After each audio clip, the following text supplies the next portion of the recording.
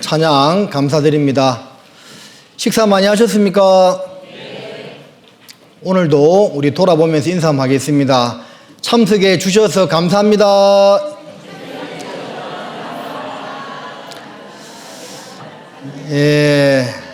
날이 많이 덥지요? 그래서 제가 어제 말씀드렸지만 저도 여기서 말씀을 전하다 보니까 좀 더워서 자켓을 벗고 올라왔습니다. 이해해 주십시오. 이해 안 해도 어쩔 수 없고 함께 기도하시겠습니다. 천지와 우주 만물을 창조하시고 인간 역사를 다스려 나가시는 하나님, 한 주간 하나님의 귀한 말씀을 전할 수 있도록 허락해 주셔서 감사합니다. 오늘도 우리 성령님께서 함께 하시는 가운데 말씀을 전하는 자의 입술과 듣는 각 사람의 마음을 주장하시어서 하나님의 말씀이 힘있게 증거되고 그 말씀을 통해서 또 구원받기 합당한 모습으로 한 발자국 더 나아오는 귀한 시간 될 수 있도록 도와주십시오. 예수님의 이름으로 기도드립니다. 아멘. 요한복음 5장을 찾으시겠습니다.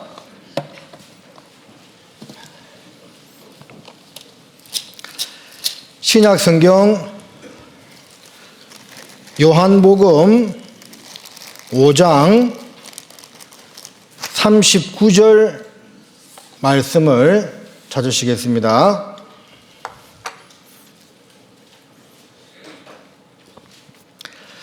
찾았으면 우리 같이 읽겠습니다. 너희가 성경에서 얻는 줄 생각하고 성경을 상고하거니와 이 성경이 곧 내게 대하여 증거하는 것이로다. 성경을 배우는 목적은 영생, 영원한 생명을 얻기 위해서입니다. 죽음이 끝이 아니고 그 이후에 영원한 세상이 있습니다. 그래서 그 영원한 세상이 과연 있는지를 확인하고 그 영원한 세상은 천국과 지옥인데 영원한 세상입니다. 시작도 없고 끝도 없는 영원한 세상입니다. 여러분들 이 세상에서는 우리가 몇 년 삽니까?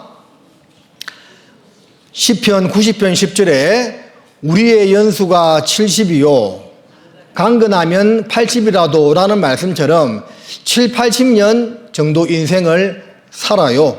물론 요즘은 100세 인생이라 해가지고 조금 더 길게 살아요.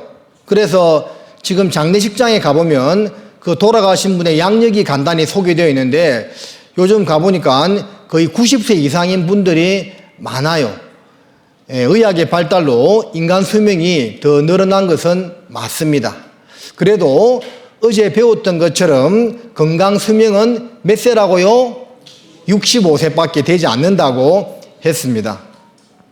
가끔씩 요양원이나 요양병원에 신방을 가보면 어떤 방에는 할머니들이요 한 20, 30명 쭉 누워만 계세요. 이분들이요 자기 스스로 일어나서 화장실을 갈 수가 없어요.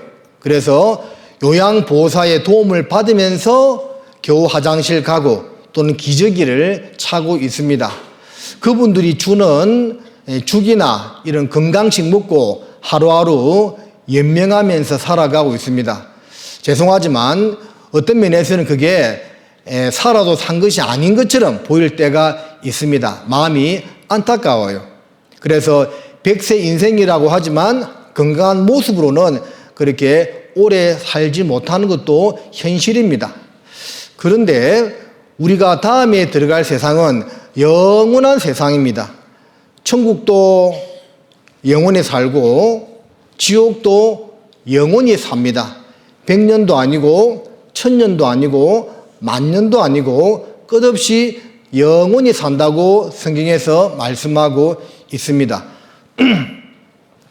그것이 사실이라면 진짜라면 지옥에 가지 않고 영원한 즐거움과 행복이 있는 그 천국에 가야 되겠지요.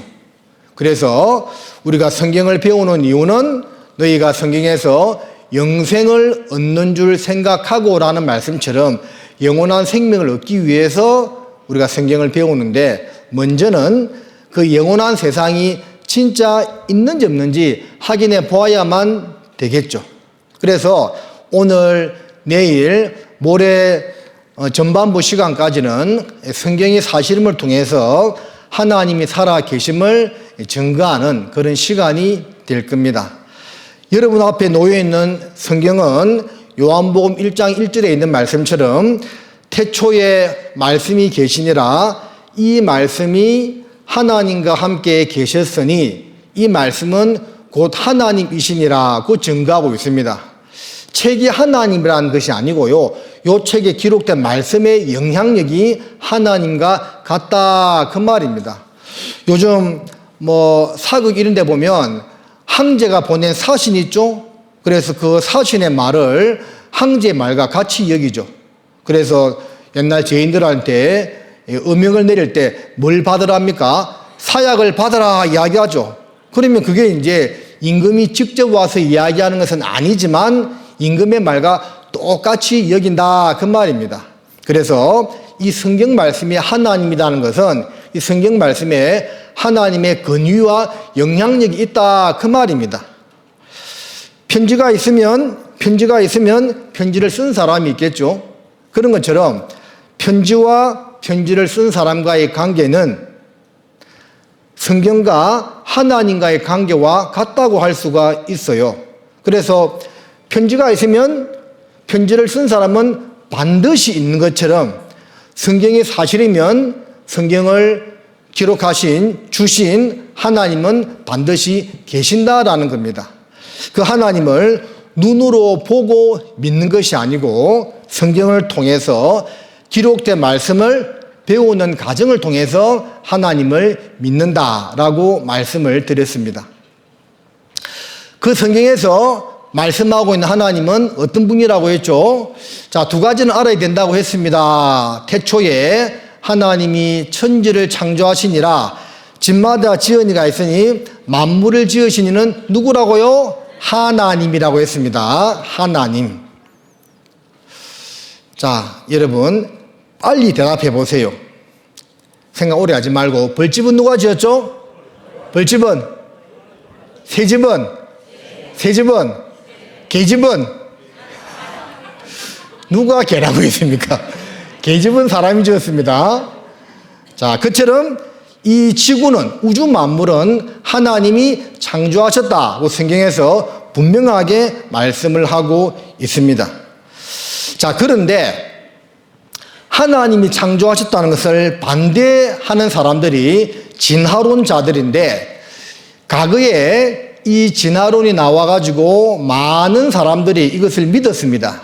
그런데 오늘날 유전학, 유전공학, 기타 생명공학이 발달하면서 진화가 절대 일어날 수 없다는 것이 밝혀졌어요. 그래서 제가 책을 보니까 책 제목이 뭐냐면 진화론에는 진화가 없다, 이런 책이 있는 겁니다. 그래서 이 책에서 이야기하고 있는 사람들이 하나님을 믿는 사람들이 아니고 진화론자들이 이런 말을 했습니다. 여러분, 진화는 아무것도 없는 상태에서 단세포 생물 하나 생겨가지고 아메바가 되고, 거기 원시 생물이 되고, 그리고 어류, 조류, 파충류, 원숭이, 결국 사람 되었다는 거죠. 저도 학창시절에 이 진화론을 배우고 외웠던 기억이 납니다. 그때 이렇게 외웠어요. 주목, 오진피시네크, 이렇게 외웠어요. 오스트랄로피테쿠스, 진자안트로푸스, 피테칸트로푸스, 네안데르탈린, 크로마뇽, 이런 거 외웠던 기억이 있는데 다 거짓말입니다. 자, 이 사람들 한 이야기 들어보겠습니다.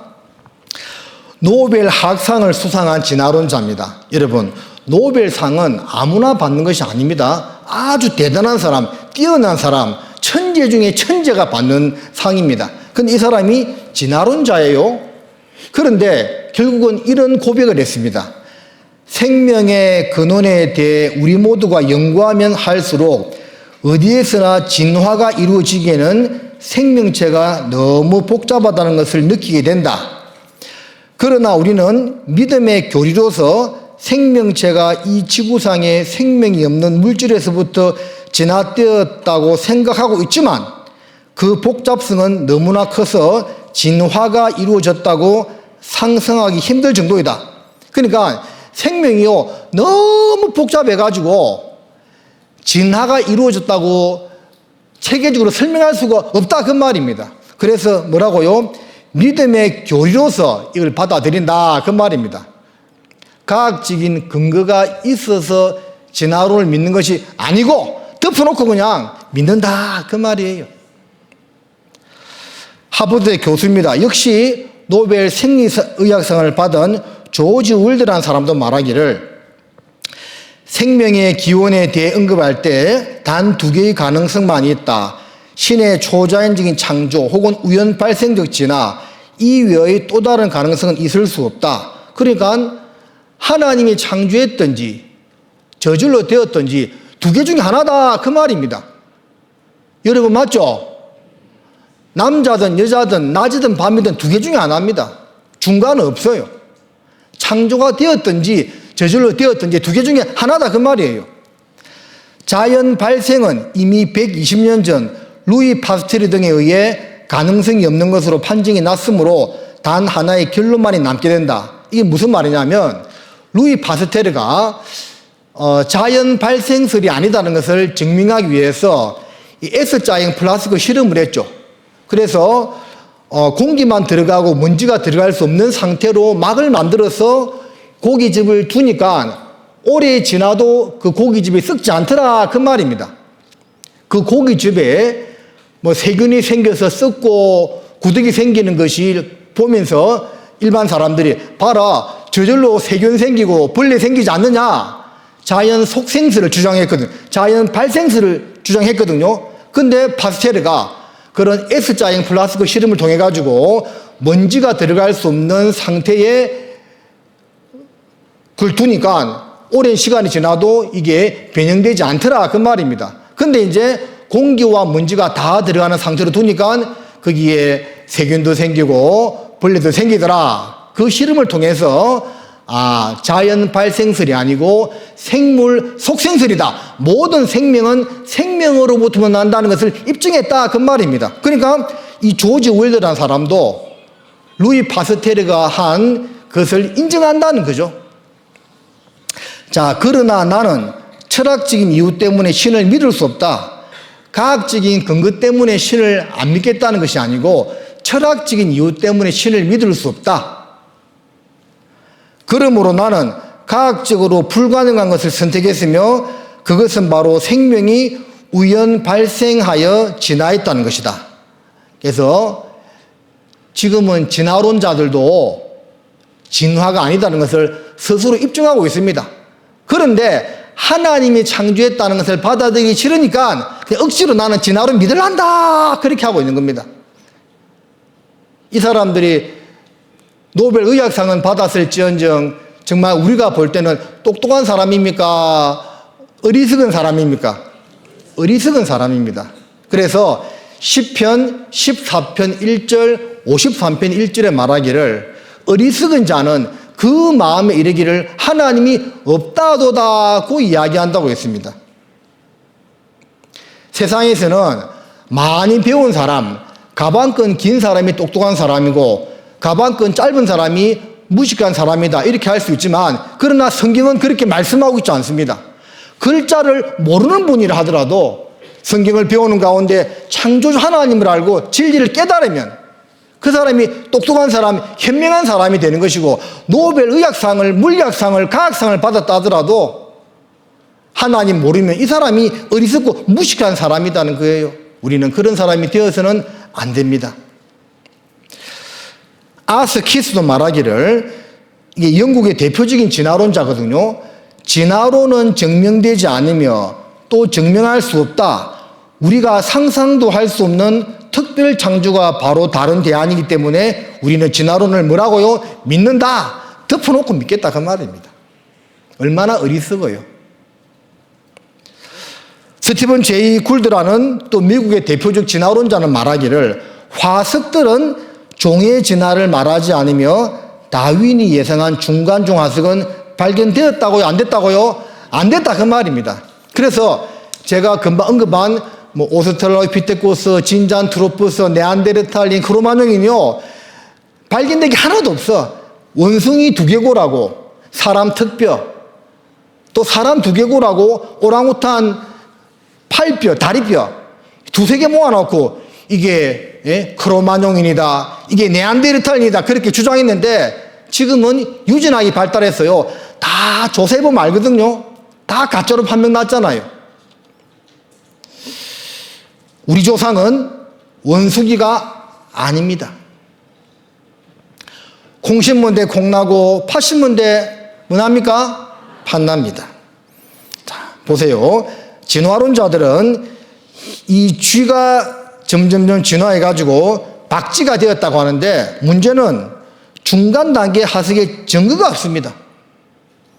그래서 오늘날은 하나님을 안 믿는 사람조차도 진화론은 안 믿어요.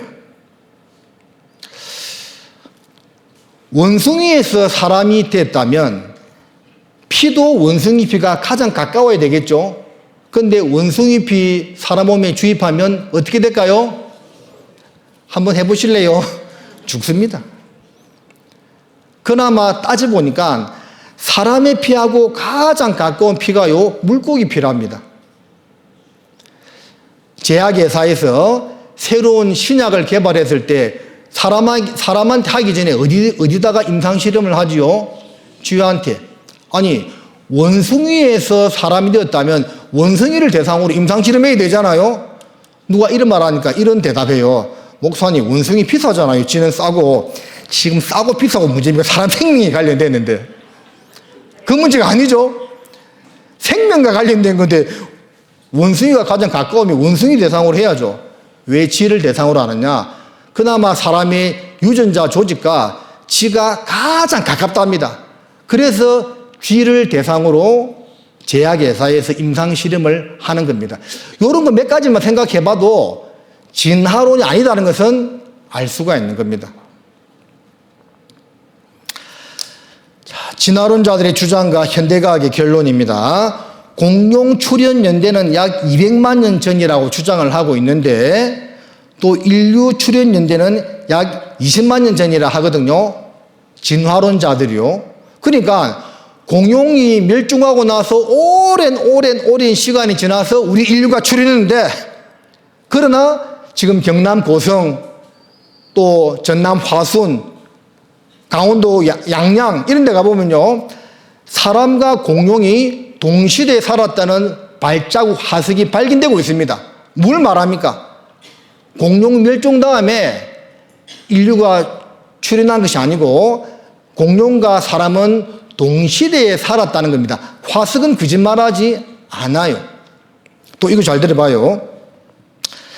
태양의 크기가 시간당 1.5m씩 줄어들고 있음이 확인되었는데 지금도 태양이요 계속 폭발하잖아요. 흑점이 터지거든요. 그래서 시간당 1.5m씩 태양이 줄어들고 그 크기가요 줄어들고 있답니다. 그러면 역으로 계산해 본다면 그렇게 계산할 때 10만 년 전에는 태양의 크기가 지금 2배이기 때문에 그 상태에서는 너무 뜨거워 생명체가 살 수 없다고 판정 고로 현대과학에서는 태양계의 생성 연대를 1만 년 정도로 추정을 하고 있음. 자, 영상 하나 보겠습니다. 영국 왕립 크리니치 천문대와 미 해군 관측소의 100명 이상의 서로 다른 관측자들이 직접 눈으로 확인할 수 있는 측정을 하였는데 태양의 직경이 시간당 약 1.5m의 속도로 줄어든다는 것입니다. 이 연구가들이 말하는 바로는 그 수축 속도는 일정하였었고 태양의 생성 이래로 계속되어 왔다는 것입니다. 가장 신중한 자료로부터 계산해 본다면 겨우 10만 년 전의 태양의 직경이 지금의 2배였을 것이라고 합니다. 2000만 년 전에는 태양의 표면이 지구 표면에 닿았을 것입니다. 몇몇 전문가들이 내린 결론은 겨우 100만 년 전 또는 그 이내만 하더라도 태양의 크기가 너무 커서 지구상에는 생명체가 존재할 수 없었을 거라는 것입니다. 이 모든 증거들을 종합해 볼 때 태양계와 지구가 매우 젊으며 만년 이상 넘지 않았다는 결론을 내릴 수밖에 없음을 확신합니다. 그러니까 이것을 가지고 역으로 계산해 보았을 때 이 태양계 생성연대가 아무리 길어봐야 1만 년 이상 되지 않는다는 것이 과학적으로 입증이 되었다 그 말입니다. 실제 성경에서는 에덴 동산 사건 이후로 우리 시대까지를 대략 6,000년 정도밖에 보고 있지 않아요. 성경이 맞다라는 겁니다. 그래서 우리 시대는 과학이 발달하고 의학이 발달하고 여러 가지 고고학이 발달함에 따라서 이 성경 속에 감추어져 있던 모든 내용들이 다 사실이며 낱낱이 드러나고 있습니다. 그래서 내가 가짜를 믿으라는 것이 아니고요. 사실이라면 믿겠다는 정직한 마음을 가지고 성경을 배운다면 하나님 못 믿을 사람 세상에 아무도 없다 그 말입니다. 우리 속에 있는 양심은요 하나님 있음을 증거하고 있습니다. 우리는 이렇게 한평생을 살아갑니다. 살아가는 가운데 이 중요한 진리를 꼭 발견해야 됩니다. 이런 기회가요 항상 온다고 보장할 수가 없어요. 제가 7살 때 본 만화책이 있는데 어떤 거지가 누가요? 거지가 지하철역에서 동냥을 하는데 사람들이 지나다니면서 10원, 100원 던져주고 가는 겁니다. 한 신사가 10,000원짜리를 하나 던져주고 가더래요. 이 거지가 고민했습니다. 이 10,000원짜리로 소고기 사 먹겠지. 소고기를 먹을까 고민하다가 복권을 10장을 샀습니다. 그런데 그 복권 한 장이요 1억 원에 당첨되었습니다. 거의 제가 한 50년 전에 반만하기 때문에 그 당시 1억이면 굉장히 큰 돈이죠. 너무 좋아가지고 이 거지가요 한강에 뛰어가지고 한강에 가가지고 만세 삼창하고 있잖아요. 자기가 들고 있던 깡통을 거지 깡통을 한강에 던져버렸습니다. 이제 필요 없기 때문에. 그리고 이제 주택은행에 가서 이제 복권을 딱 바꾸려고 하는데 아무리 찾아봐도 복권이 없네요. 복권 어디 갔을까요? 깡통에 거 던져버린 거예요. 그래서 그 거지가요 땅을 치고 통곡을 하더라고요. 제가 7살 때 반 만화인데 아직까지 기억이 납니다. 자기한테 그런 기회가 왔는데 그 기회를 놓쳐버렸으니까 얼마나 원통하겠습니까? 우리가 살다가 인생에서 성공할 수 있는 기회가 왔을 때 놓치면 정말 후회하고 눈물을 흘리지 않습니까? 그런데 더 중요한 것은요, 이렇게 성경을 배우면서 하나님을 발견하고 영원한 생명을 얻을 수 있는 그런 기회가 왔는데 그걸 놓쳐버린 사람들이요, 성경에 보면 지옥에 가가지고 슬프게 울면서 이를 간다고 되어 있습니다. 왜? 구원받을 수 있는 기회가 있었는데 놓쳐버리니까 너무나 원통해서 우는 것이고 너무나 아팠어요. 이를 가는 겁니다. 우리가 하나님을 알 수 있는 기회를 결코 놓쳐서는 안 됩니다. 전도서 3장에 있는 말씀입니다. 다 흙으로 말미암았으므로 다 흙으로 돌아가나니 다 한 곳으로 가거니와 인생의 혼은 위로 올라가고 짐승의 혼은 아래고 땅으로 내려가는 줄을 누가 알랴? 사람이나 짐승이나 결국 죽으면 썩어서 흙으로 돌아갑니다. 그런데 짐승은 영이 없기 때문에 죽으면 끝입니다. 그러나 인생은 영이 있기 때문에 죽으면 끝이 아니고 위로 하나님께로 갑니다. 사람은 어제도 말씀드렸지만 몸과 영혼으로 이루어져 있습니다. 몸은 무덤에 들어갑니다. 요즘에는 무덤에 들어가는 일도 별로 없죠. 거의 납골 해버리기 때문에. 그러나 영혼은 위로 올라갑니다. 하나님께로 가요. 그리고 영원한 세상으로 들어갑니다. 이 천국과 지옥이 있기 때문에 우리가 성경을 배우는 거예요. 알밤 안에, 밤송이 안에 알밤이 있죠. 그런데 알밤에 빠진 껍데기입니다. 밤 껍데기, 밤송이죠. 물론 이 밤송이가 있어야만 밤이 생기기 때문에 이것도 소중합니다. 그런데 더 중요한 것은 안에 있는 알밤이죠. 사람으로 비교하면 껍데기는 육체고 속에 있는 알밤은 우리 영혼이라고 할 수가 있습니다. 두 개 다 소중하지만 더 소중한 것은 알밤이고 사람으로 따지면 영혼이라는 겁니다. 하나님은 영으로 존재하시는 분입니다. 하나님은 영이시니 예배하는 자가 신령과 진정으로 예배할지니라고 말씀했죠. 그래서 영혼이 존재하시고 죄와 상관이 없으시고 모든 영의 아버지가 된다고 성경에서 말씀하고 있습니다. 그 하나님의 형상을 닮은 우리도 하나님 같은 영이 들어있기 때문에 우리가 영혼을 사모하는 마음이 있고 양심이 있고 종교성이 있는 겁니다. 이 영의 3대 욕구를 만족시켜야만 되는 겁니다.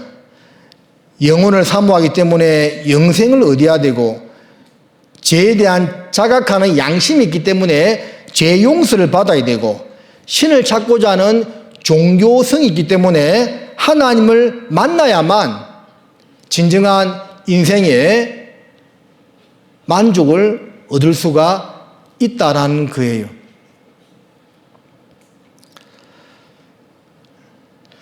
하나님이 모든 것을 지으시되 때를 따라 아름답게 하셨고 또 사람에게 영원을 사모하는 마음을 주셨느니라. 그러나 하나님이 하시는 일의 시종을 사람으로 측량할 수 없게 하셨도다. 따라하십니다. 영원을 사모하는 마음. 자, 그 마음이요 모든 사람에게 있습니다. 죽지 않고 오래오래 살고자 하는 마음이요 다 있다는 겁니다. 늙으면 죽어야지 그런 말씀을 어르신들이 해요, 안 해요? 근데 그게 진심일까요? 아닙니다. 그래요, 어르신 빨리 돌아가십시오 해봐요, 난리 납니다. 바삐 살다 보니 104년 할머니 이분입니다. 이분. 할머니 이분 104년 살았으면 우리 전라도 말로 징하게 오래 살았지요. 이 할머니 뭐라 말합니까? 더 오래 살겨. 옆에는 며느리. 지금은 돌아가셨겠죠. 오래된 기사니까. 그 당시 일본에서 가장 오래 산 112의 생일 맞은 세계 최장수 남성 일본인, 요 당시에. 근데 이분이 인터뷰 때, 생일 잔치 때 뭐라고 이야기했냐면, 뭐라고요? 영원히 살고 싶다. 그 마음이요. 죽지 않고 영원히 살고 싶은 마음이 우리 안에 있다는 겁니다. 선생님의 할아버지께서는 103세랍니다. 우와, 살아계신 거예요. 지금. 그리고 입버릇처럼 얼른 죽고 싶다. 아니, 웃으면 안 되는데. 죄송합니다. 죄송합니다. 얼른 죽고 싶어. 더 살아 못 오겠냐? 말씀하신답니다. 100살이 넘어 사는 건 죄 짓는 거라면서요. 그냥 눈 감고 있다가 꼴까닥 죽었으면 좋겠다. 아침에 일어날 때마다 눈이 떠지면 아이고 오늘도 살았구나 하고 탄식을 한다. 내가 얼른 죽고 싶다. 그러던 어느 날 할아버지께서 갑자기 몸져 누우셨어요. 연세도 있으셨고 상태가 유중했어요. 가족들도 마음의 준비를 했어요. 기적처럼 상태가 호전되더니 털고 일어나셨어요. 그런데 깨어나신 할아버지가 하신 첫마디. 진짜 죽을 뻔했네. 아유 나 죽을 뻔했네. 자, 이 103세 드신 할아버지가 죽고 싶다는 말입니까? 죽기 싫다는 말이에요. 죽기 싫다는 말이죠. 사람의 본성입니다. 이 안에 하나님이 영혼을 사모하는 마음을 불어넣어 주었기 때문에 누구든지요 죽지 않고 오래오래 살고자 하는 그 마음이 우리 속에 있는 겁니다. 옛날 어떤 가수가 불렀던 가요 한 구절에도 한 500년 살자는데 웬 성하요 500년 못 살지요? 그런데 왜 그렇게 이야기합니까? 뭔가 오래오래 영원히 살고자 하는 마음이 있다는 것을 증거하고 있는 말이죠. 나는 당신을 10년만 사랑하겠다. 100년만 사랑하겠다. 그렇게 이야기하지 않고 영원히 사랑한다고 이야기하죠. 그 속에 영혼을 사모하는 마음이 있다는 것을 우리에게 알려주는 겁니다. 또 뭔가 섬기고자 하는 종교성이 있습니다. 사도행전 17장에 보면 바울이 그리스 아테네에서 복음을 전할 때 이렇게 이야기했습니다. 아테네 사람들아, 너희를 보니 평소에 너희 마음 가운데 종교성이 많도다라고 이야기를 했습니다. 그래서 그리스 아테네 신화가 있죠. 많은 신들을 섬겼습니다. 우리 마음속에 신을 찾고자 하는 종교성이 있습니다. 자, 이 아주머니가 이 부처님한테 빌고 있습니다. 무슨 기도를 하고 있을까요? 딸이네, 아들 달라고 기도하는 것 같아요. 어쨌든 신을 찾고자 하는 그 종교성이 사람 마음속에 다 들어가 있다는 겁니다. 그리고 로마서 2장에 보면 양심이라고 이야기하고 있습니다. 쓰레기 무단 투기하시는 누구누구 양심도 같이 버려집니다. 누가 나한테 너 양심도 없냐? 그런 말하면 기분이 안 좋죠? 양심은 눈에 보이지 않지만 있다 그 말입니다. 그래서 이 세 가지 속성이 우리 안에 있다는 것을 알 수가 있는 것이고, 하버드대 법대 시몬 그리니프 교수는 이런 말을 했습니다. 누구든지 성경이 사실이라면 믿겠다는 정직한 마음을 가지고 성경을 배운다면 성경을 믿지 않을 수 없다. 그죠? 정직한 마음을 가지고 가짜를 믿으라는 것이 아니죠. 사실이라면 믿겠다는 마음을 가지고 성경을 배우면 다 믿을 수밖에 없다라는 겁니다. 자, 금방 우리 속에 하나님을 닮은 영이 들어가 있기 때문에 그 영의 특징이 세 가지라고 말씀했습니다. 오래 살고자 하는 마음, 신을 찾고자 하는 마음, 그리고 양심이 있습니다. 한번 스스로 생각해 보세요. 이 세 가지가 내 속에도 있는 것 같지요? 있습니다. 그런데 짐승은 없습니다. 여러분, 개나 돼지가 양심이 있을까요? 없습니다. 호랑이가 사람을 물어 죽여도 미안한 마음 가지지 않습니다. 개가 사람을 물어 뜯어도요, 미안한 마음 가지지 않습니다. 짐승들은 등 따시고 배 부르면 끝입니다. 왜? 하나님이 그렇게 만들어 놓았습니다. 그러나 사람은 짐승과는 틀립니다. 뭔가 특별한 존재라는 거죠. 뭐가 특별하느냐? 이 속에 하나님의 형상대로 지음받은 그 영혼이 들어있기 때문에 특별한 존재다라는 것이고, 그 영혼이 있다는 특징이요, 금방 말씀드린 이 세 가지라고 할 수가 있는 겁니다. 자, 그 하나님이요, 6일째 이 우주 만물을 다 창조하시고 가장 마지막에 만든 것이 우리 사람입니다. 몸은 흙으로 만들고 그 속에 하나님의 형상을 닮은 영혼을 불어넣어 주었습니다. 남자인 아담을 먼저 만들고 그 다음에 여자인 하와를 만들었습니다. 자, 두 사람을 위해서 지상낙원 에덴 동산을 만들어 두시고 그 두 사람이 거기서 즐겁게 살 수 있도록 허락해 주셨습니다. 그것이 창세기 2장에 나오는 에덴 동산 사건인데요. 자, 그 사건에 대해서 한번 배워보도록 하겠습니다. 성경은 역사를 이야기하고 있습니다. 창세기 2장 8절에 여호와 하나님이 동방의 에덴에 동산을 창설하시고 그 지으신 사람을 거기 두시고라고 했습니다. 그 지으신 사람은 바로 우리의 첫사람, 첫 조상 아담을 이야기하고 있습니다. 인류의 첫 조상 아담, 그리고 아담을 깊이 잠들게 한 다음에 아담의 갈비뼈 하나를 뽑아서 여자인 하와를 만드는데 실제 있었는가? 인류의 첫 조상 아담과 하와가 실제 있었는가? 아니면 사람은 진화된 것인가? 인류는 아담과 하와의 공통조상을 갖는 한 혈통인가? 그런 궁금증이 생길 수가 있겠죠? 근데 확인해 봤습니다. 인류 조상은 유전적으로 하나다. 자, 유전공학이 지금 발달해가지고 그걸 계속 조사해 보니까 미토콘드리아 이브와 Y 염색체 아담을 발견했는데 혈통 DNA 정보 전달하며 오늘까지 이어져 변이 지구대 이동 통해 인종 민족 갈라져라고 되어 있죠. 그래서 유전공학에서 그 뿌리를 찾아서 계속 거꾸로 올라가 보니까 남자 염색체는 XY고 여자는 XS인데 그 Y 염색체를 거꾸로 추적해 보니까 한 사람의 기결되더라 그 말입니다. 그리고 첫 어머니도 찾았는데 미토콘드리아 구조에도 DNA가 있습니다. 사람은 약 80억 개의 세포로 이루어져 있습니다.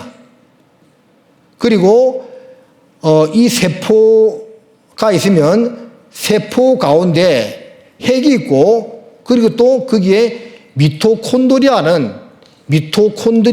그런 조직이 있는데 이것은 반드시 모교로만 유전이 된다는 것이 밝혀졌어요. 미토콘드리아 유전이자 모녀가리만 내리면 된다. 그래서 이것을 또 계속 한번 확인하고 조사해서 거꾸로 거슬러 올라가 보니까 인류는 한 여자로부터 왔다는 것을 증명했다는 겁니다. 자, 그 영상 하나 보겠습니다. 이번 내용은 과학의 발전으로 알아낸 전 세계 모든 사람의 DNA를 역추적해서 알아낸 단 한 명의 여자, 즉 단 한 명으로부터 시작한 어머니, 미토콘드리아의 이브에 대해서 함께 나눠보겠습니다. 여러분, DNA의 99.5%는 인간의 세포 핵 속에 들어있습니다. 암호화된 정보가 담긴 끈이 인간의 신체의 비밀을 담고 있습니다. 쉽게 말하면 인간의 설계도라고 할 수 있습니다. 우리는 이 DNA의 반은 어머니로부터, 나머지 반은 아버지로부터 받습니다. 하지만 서로 섞이기 때문에 확실히 딱 누구로부터 받은 건지는 알 수 없죠. 하지만 미토콘드리아 DNA라는 것은 다릅니다. 이 미토콘드리아 DNA는 특별히 세포 핵의 바깥에 위치해 있으면서 우리 몸에 반드시 필요한 에너지를 만드는 작은 발전소 같은 것입니다. 세포보다 더 작은 이 미토콘드리아, 그 안은 우리가 아는 그 어떤 복잡한 발전소보다 완벽하게 시스템되어 있는 발전소입니다. 이런 미토콘드리아는 남녀인간 우리 모두의 몸에 들어있지만 이 미토콘드리아 DNA는 앞에 말씀드린 일반적인 DNA와는 달리 이 미토콘드리아 DNA는 오직 어머니에게서만 유전이 됩니다. 과학자들은 미토콘드리아 DNA는 거의 변화하지 않기 때문에 인간의 족보를 파악하는데 사용할 수 있는 증거가 되고 또 인류의 기원까지도 살펴볼 수가 있게 되는 것이죠. 자, 화면을 보시겠습니다. 보시면 제 몸에 있는 이 미토콘드리아는 저의 어머니에게서 왔고 저의 어머니의 미토콘드리아는 외할머니에게서 왔고 이런 식으로 어머니의 어머니를 따라 거슬러 올라가면 인류의 시작인 미토콘드리아의 이브를 우리는 만날 수 있게 됩니다. 그래서 우리가 지금 겉으로 보기에는 전 세계 사람들이 매우 달라 보이고 문화적으로 다르게 살고 있지만 유전적 관점에서 보자면 우리 모두가 한 가족이라는 이야기입니다. 그래서 이 미토콘드리아 DNA에 대한 연구는 1987년부터 시작되었습니다. 버클리의 학자들이 미토콘드리아 DNA에 대한 연구를 시작했죠. 이 학자들은 전 세계 서로 다른 나라에 살고 있는 147명의 미토콘드리아 DNA 샘플을 채취해서 그것들을 비교했습니다. 근데 너무너무 놀라운 연구 결과가 나왔습니다. 전 세계, 그러니까 서로 멀리 떨어져 있는 다른 나라, 다른 지역에 살고 있는 다른 인종들이 단 한 명의 여성에서 시작되었다는 연구 결과가 나온 것입니다. 그 학자들은 그 결과를 받아들이기 어려울 정도로 이해할 수가 없었습니다. 왜냐하면 그들의 머릿속은 이미 진화론이라는 편견에 갇혀 있었기 때문이죠. 이것은 그들이 생각할 때 진화론이 맞다면 이것과 반대의 결과가 나와야 하는데 실제 연구 결과는 창조론의 손을 들어주었기 때문입니다. 그래서 학계에서는 그 전 세계 모든 인류 최초의 어머니를 미토콘드리아 이브라고 부르게 되었습니다. 여러분 무슨 말인지 이해하시겠지요? 그래서 전 세계 다양한 사람들의 그 세포 미토콘드리아 샘플을 채취해가지고 다 조사해보니까 결국은 한 어머니에서 나왔다는 것이 증명되었다 그 말입니다. 각기 다른 사람에게서 나온 것이 아니고, 그래서 한 사람 아담, 한 사람 하와로부터 이브로부터 모든 인류가 파생되었다는 것을 확인한 겁니다. 자, 그 두 사람이 살았던 에덴 동산 창세기 2장 10절에 강이 에덴에서 발원하여 동산을 적시고 거기서부터 갈라져 내 근원이 되었으니 첫째 이름은 비손이라, 둘째 강 이름은 기혼이라, 셋째 강 이름은 히데겔이라, 넷째 강은 유브라데더라. 자, 10절을 잘 보면 강이 에덴에서 뭐라고요? 반론. 여러분 반론이란 말이 무슨 말입니까? 거기서 시작되었다 그 말이죠. 에덴 동산에서 시작되어 가지고 비손, 기온, 히데겔, 유브라데 4개 강이 흘렀다 그 말입니다. 자, 영어 성경을 보면 세 번째 강은 히데겔은 티그리스고 네 번째 유프라테스 강입니다. 지금도 이라크를 지나면서 흐르고 있죠. 자, 우리나라도 4대 강이 있습니다. 어디입니까? 한강, 금강, 낙동강, 영산강. 맞죠? 이 4대 강의 발원지가 있죠. 한번 확인해 보니까 이렇더라고요. 한강의 발원지는 금용소란 강원도에 있는 지역이고, 섬진강의 발원지는 진안 대미샘이고, 낙동강의 발원지는 태백 항지라고 되어 있습니다. 자, 영산강의 발원지는 어딜까요? 담양입니다. 담양. 영산강 발원지 용소, 담양 가막골 용소입니다. 자, 우리나라 강의 발원지도 있듯이 이 에덴 동산에서 4개의 강이 발원했다는 거예요. 그래서 지금 여기 보면 2개의 강, 티그리스 강과 유프라테스 강 흐르고 있고 2개의 강은 사라졌습니다. 실제 2강의 모습입니다. 그런데 이 지역이 에덴 동산 지역이었다는 것이 밝혀졌습니다. 에덴 동산은 지금의 페르시아만이다. 미국 미시시피대 조사단 잃어버린 강 비손 흔적을 발견했다. 중동 지역에서 성서 고고학 발굴 작업이 활발하게 이루어지는데 그 발견한 결과 지하 모래사막 밑에서 잃어버린 2개 강 비손과 기온의 흔적을 발견했다는 그런 기사입니다. 경향신문이죠. 에덴 동산의 강 발견, 나사 과학자 위성사진 분석 통해서 확인을 주장했다. 티그리스와 유프라테스는 현재도 실존, 사라진 강 비손과 기용, 첨단 과학이 규명, 미국 우주왕복선 고대 강줄기를 찾아내었다는 이런 기사들이요, 각종 일간지, 주간지에서 계속 나오고 있습니다. 신문에서 검증되지 않는 자료를 함부로 실지는 않겠죠? 확인된 자료다 그 말입니다. 그리고 그 지역에 나오는 벽화를 보니까 좀 희미하지만 이게 뭐처럼 보입니까? 소는 누가 키우나? 소입니다. 자, 소를 키우고 있습니다. 사막에서 암각화, 바위 위에 그려진 그림을 암각화라고 부르는데 소를 키우고 있습니다. 사막에서 무슨 소를 키워요? 지금은 사막이지만 과거에 물이 풍부했던 지역이라는 거죠. 또 이게 무엇처럼 보입니까, 여러분들? 배. 자, 배를 타고 이 사람 활을 쏘고 있는 것 같죠? 배를 타고 활을 쏘면서 사냥을 하고 있습니다. 사막에서 이런 그림이 나왔어요. 지금은 사막이지만 과거에 강이 흘렀던 곳이라는 것을 알 수가 있는 거죠. 자, 그래서 이 사우디아라비아, 이란, 이라크 이 지역에서 사막 모래 밑에 거대한 강줄기들이 이렇게 발견되고 있습니다. 약 사막 모래 밑 5mm 지점을 투시해 보니까 이런 거대한 강의 흔적들이 발견되고 있는 겁니다. 내셔널 지오그래픽 유명한 잡지죠. 여기서도 나온 기사입니다. 강의 흔적들이 그대로 발견이 되고 있습니다.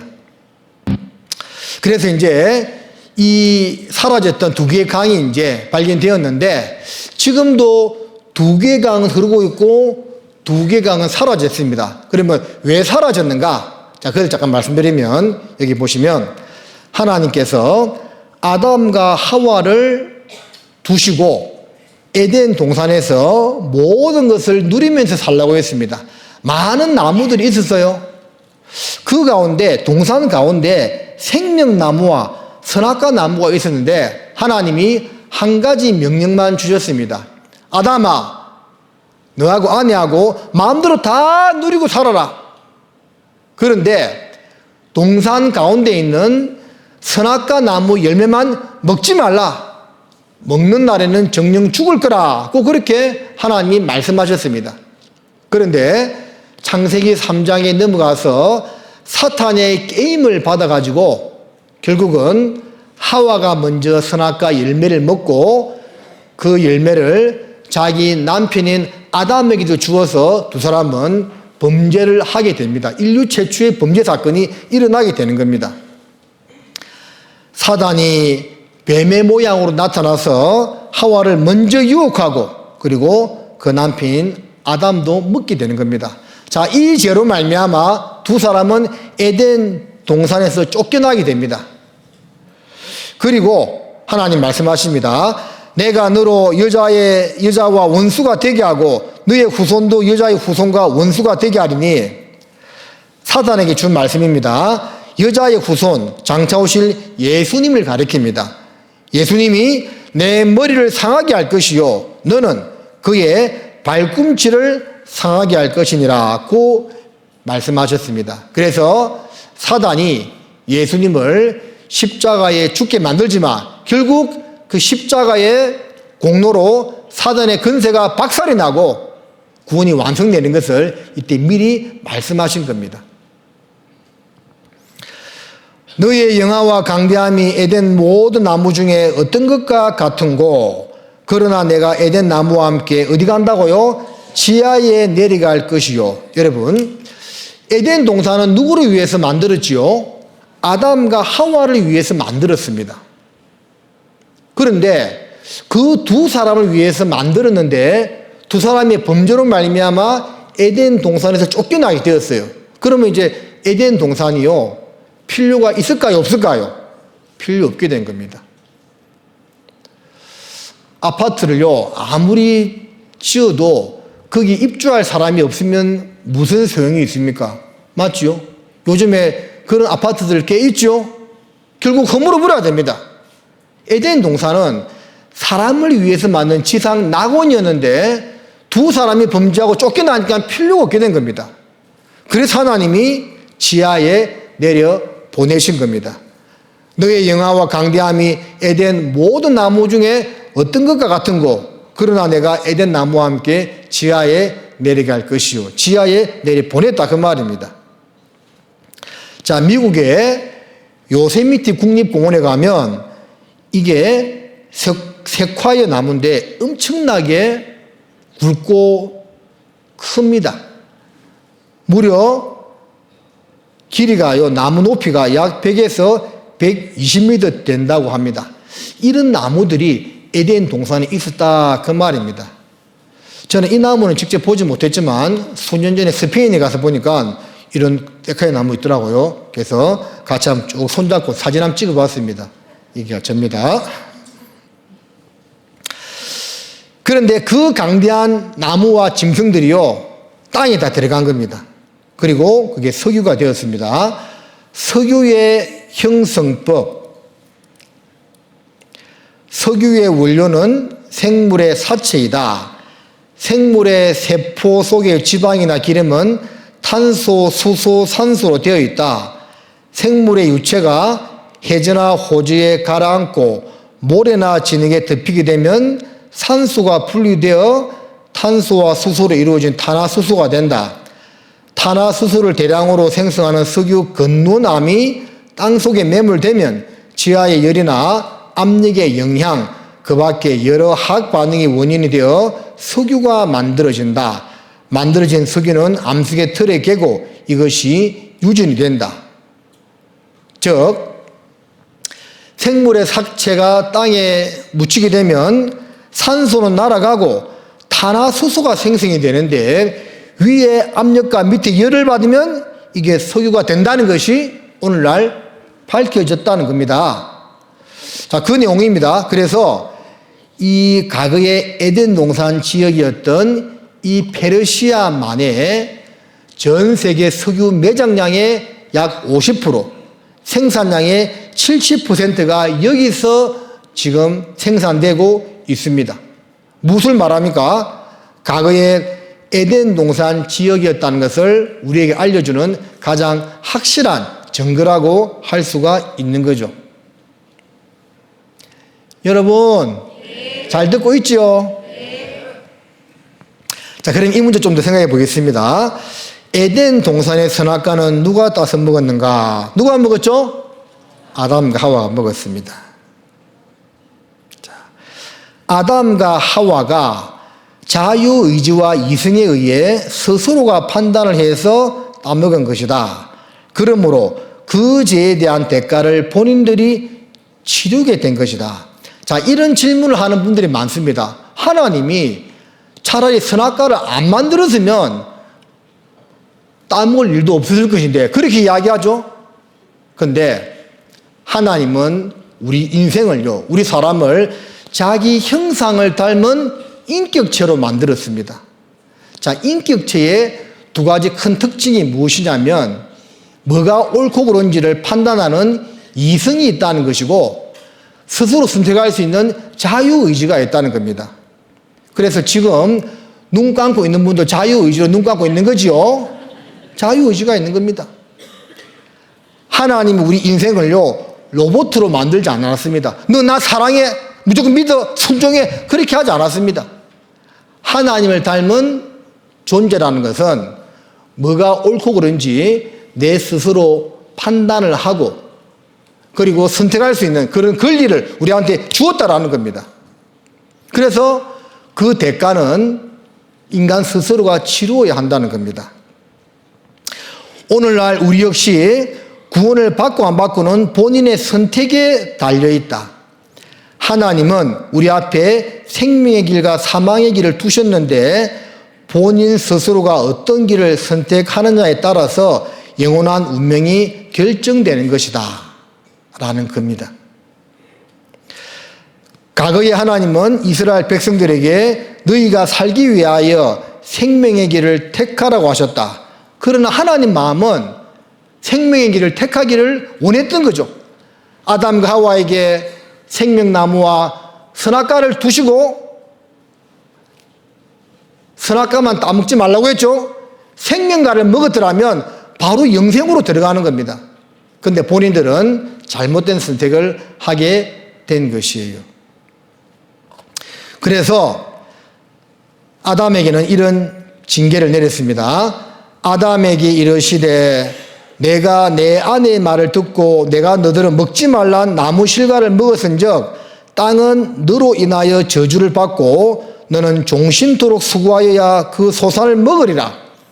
남자인 아담에게는 평생 뼈 빠지게 고생해야만 처자식을 먹여 살릴 수 있는 그런 고난을, 징계를, 어려움을 주셨다라는 겁니다.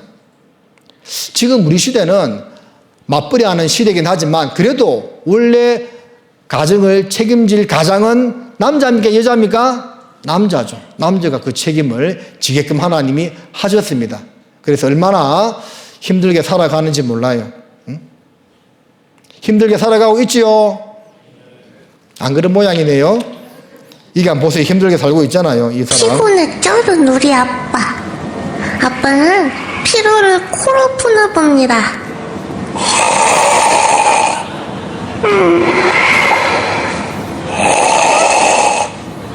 그렇다고 여기서 이러시면 곤란하죠?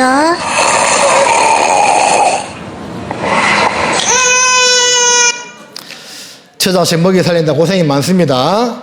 자, 여자한테는 창세기 3장 16절에 또 여자에게 이르시되 내가 내게 잉태하는 고통을 크게 더하리니 내가 수고하고 자식을 낳을 것이며 너는 남편을 사모하고 남편은 너를 다스릴 것이니라 하시고, 그래서 여자에게는 아기 낳는 고통을 주고 또 남편의 다스림을 받도록 그렇게 하나님이 다 만들어 놓은 겁니다. 이 정확해요. 그래서 결혼한 아내는 보편적으로 다른 데서 뭐 억울한 일을 당하고 힘들어도 자기 남편이 자기를 이해해주고 사랑해주면 보통 거기서 다 문제를 해결받을 수가 있습니다. 근데 다른 게 아무리 좋아도요, 자기 남편에게 사랑받지 못하면 이 불행한 것이 아내입니다. 왜? 하나님이 그렇게 만들어 놓았기 때문에 그래요. 결혼하실 분들은 다 공감하실 겁니다. 조금 더 생각해 봅니다. 하나님이 인간을 사랑했다면 왜 선악과를 만들어 세상에 악과 고통, 재앙과 죽음이 생기겠나? 이런 질문을 할 수 있다고 했죠. 자, 보세요. 사랑의 관계를 한번 생각해 봅시다. 여러분, 요즘 짐승을 사람처럼 여기는데 이 개하고 사람하고 사랑의 관계가 돼요, 안 돼요? 안 됩니다. AI 로봇하고 사람하고 사랑 관계가 됩니까, 안 됩니까? 안 됩니다.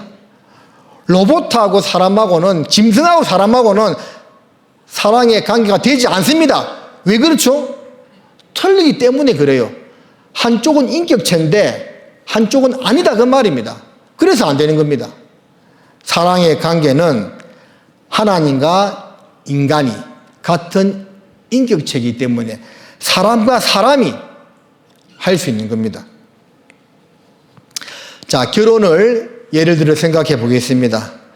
사랑 없는 결혼, 원치 않는 결혼, 진정한 사랑이 아니죠. I agree. 나도 좋다고 동의를 해야만 되는 겁니다. 하나님은 사랑하지만 우리 인생들이요, 거부하면 할 수 없다고 말입니다. 하나님은 이 세상에는 모든 사람들이 다 구원받고 천국에 가기를 원하십니다. 그런데 사람이 원치 않으면 안 되는 거예요. 진정한 사랑이라는 것은 쌍방간에 서로 좋아해야 되는 겁니다. 남편도 아내를 사랑하고 아내도 남편을 사랑하고 그 관계가 되어야만 진정한 사랑이 이루어지는 거죠. 한쪽만 사랑하면 그건 진정한 사랑이 안 되는 겁니다. 한쪽만 사랑하는 것을 뭐라고 부르지요? 짝사랑. 그건 진짜 사랑이 아닌 겁니다. 하나님과 우리와의 관계도 마찬가지라는 거예요. 사랑은 일방통행이 아닌 쌍방통행이다. 나만 그녀에게 잘하는 것이 아니라 그녀도 나에게 잘해야 비로소 서로 진짜 사랑에 빠졌다고 할 수 있다. 그렇지요? 사랑은 선택이다. 사랑은 뭐라고요? 선택입니다. 강제된 사랑은 참 사랑일 수 없다. 하나님은 사람들이 범죄하는 길을 선택하지 못하게 만드실 수도 있었겠지만, 그랬다면 사람들은 하나님을 사랑하겠다고 선택할 기회도 갖지 못했을 것이다. 그러죠? 누군가를 사랑하려면 사랑하겠다고 선택할 수 있어야 된다. 그래서 하나님이 그 선악과 시험을 통해서 아담과 하와에게 하나님의 사랑이 알게 될 수 있는 그런 기회를 주셨던 건데, 두 사람은 첫 번째 시험에서 실패한 것이고, 우리는 뭐냐 그러면 이렇게 말씀을 잘 들으면서 하나님의 사랑을 우리가 선택할 수 있어야 된다라는 겁니다. 이해하시겠죠? 예. 사도행전 17장을 찾겠습니다.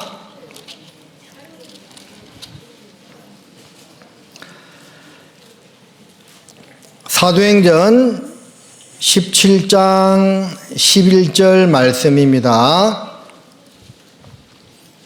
같이 한번 읽어보겠습니다.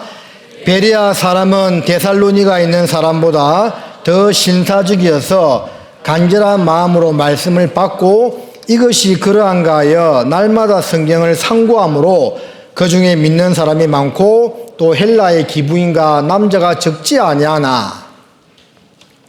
자, 바울이요, 복음을 전하러 유럽을 다니는데 베레아란 지역에 가서 말씀을 전하는데 거기 사람들이요, 데살로니가 사람들보다 더 신사적이었다고 되어 있습니다. 여기서 이제 신사적이란 말은 뭐 옷을 잘 빼입었다 그런 뜻이 아니고요, 말씀을 듣는 태도와 자세를 말합니다. 여러분, 자, 말씀을 듣는 태도와 자세가 어떻게 하는 것이 신사적일까요? 자, 이렇게 하면 됩니다. 이렇게 봐요. 지금 이렇게 하면 됩니다. 이렇게 눈에서 레이지 강선이 나오죠. 이런 자세로 성경을 배우시면 됩니다. 강사를 뚫어지게 바라보면서 이 말이 진짜인가 거짓인가 내가 꼭 확인해야 되겠다 하는 그런 마음으로 말씀을 듣는 것이 신사적으로 듣는 겁니다. 알겠지요?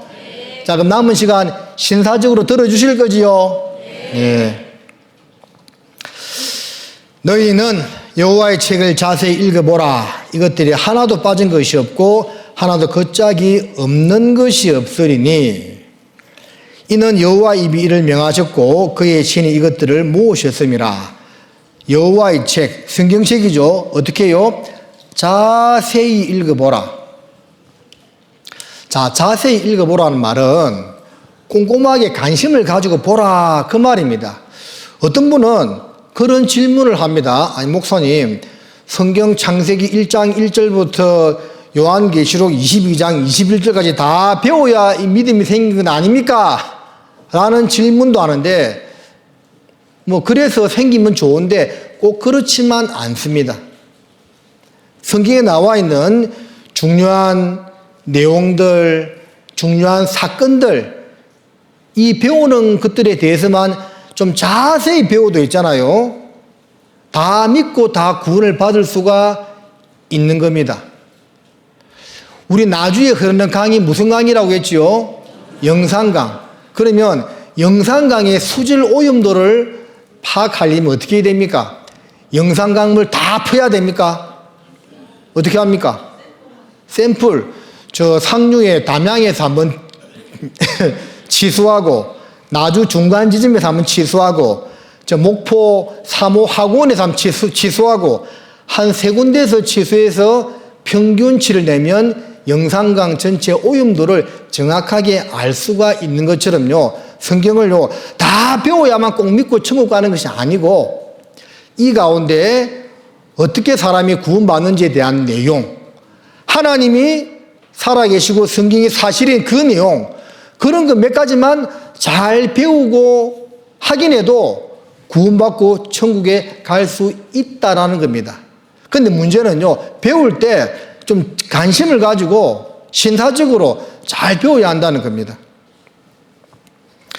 자, 이런 시가 있더라고요. 풀꽃 나태주. 알아요?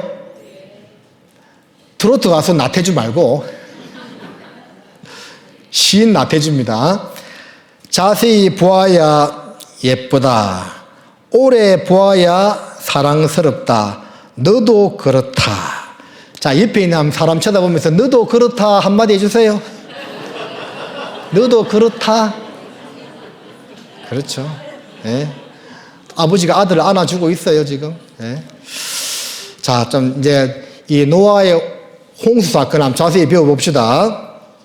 창세기 6장 5절에 여호와께서 사람의 제약이 세상에 관영함과 그 마음의 생각의 모든 계획이 항상 악할 뿐임을 보시고 땅 위에 사람 지으셨음을 한탄하사 마음에 근심하시고 가라사대 나의 창조한 사람을 내가 지면에서 썰어버리되 사람으로부터 육축과 기는 것과 공중의 새까지 그리하리니 이는 내가 그것을 지었으면 한탄함이니라 하시니라. 그러나 노아는 여호와께 은혜를 입었더라. 창세기 6장, 7장, 8장은 노아의 홍수, 노아의 방주 사건에 대해서 말씀하고 있습니다.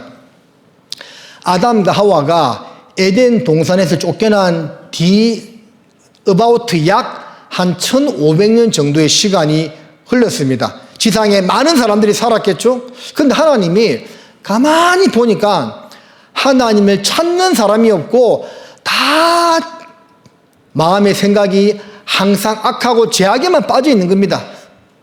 오죽했으면 하나님이 사람을 만드신 것에 대해서 한탄했겠습니까?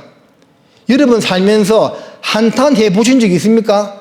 한탄이라는 것은 지극한 후회와 근심, 이런 것을 한탄이라고 이야기하죠. 얼마나 사람들이 죄를 많이 지었으면 하나님이 한탄할 지경까지 갔겠습니까? 그래서 온 세상을 물로 심판할 것을 작정하셨는데 다 심판해버리면 세상이 망해버리겠죠? 근데 가만히 보니까 노아라는 한 사람이 의인이야. 하나님을 찾는 사람이었습니다. 그래서 그 노아를 불러서 이 세상을 물로 심판할 것을 말씀하시고 구원의 계획을 말씀해 주시는데 노아에게 방주를 만들라고 말씀을 하십니다. 노아는 하나님의 말씀을 따라서 그 방주를 만듭니다. 세 아들과 함께. 그래서 그 방주가 다 만들어진 다음에 노아와 그의 가족들과 코로 숨을 쉬는 짐승 암수 한 쌍씩은 방주에 타게 되고 드디어 물로서 세상을 심판하시는데 방주에 탔던 노아와 그의 가족들 그리고 코로 숨을 쉬는 짐승들 암수 한 쌍씩 대표들만 다 살고 방주 밖에 있던 모든 사람과 코로 숨을 쉬는 짐승들은 다 멸망을 받아요. 죽습니다. 그게 이제 노아의 홍수 사건입니다. 자, 여기서도 먼저 한 가지 생각해 볼 것이요. 사람이 죄악에 충만했어요. 하나님이 그 죄를 짓지 않도록 막을 수도 있는데 하나님 그렇게 하지 않습니다. 왜?